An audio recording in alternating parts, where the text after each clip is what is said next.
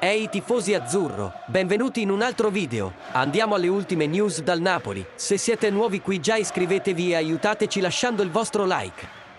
Un gol magnifico quello segnato da Kvicha Kvaratskhelia contro l'Atalanta. Il georgiano si è involato verso la porta avversaria e solo nell'area di rigore dell'Atalanta è riuscito a eludere l'intervento di tutti i suoi avversari con due finte, prima di calciare forte verso la porta di Musso che non ha potuto fare altro che guardare il pallone spengersi in fondo alla rete.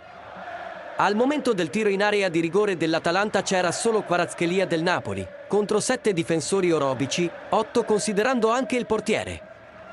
Marco Van Basten, ex campione del Milan, ha commentato sulle pagine di Adi.nl la prodezza di Kvicha Kvaratskhelia contro l'Atalanta. Se guardi questo in questo modo, vedi solo 8 persone contro una, poi pensi tra te, non può essere vero che fa gol. Parole quelle dell'olandese che denotano la grande ammirazione e stupore per la rete segnata dal giocatore georgiano del Napoli. Un attestato di stima di questo valore non può non far piacere al calciatore azzurro. Ehi fan del Partenopeo, scrivilo nei commenti, lascia un mi piace e iscriviti per ricevere le ultime novità da azzurro.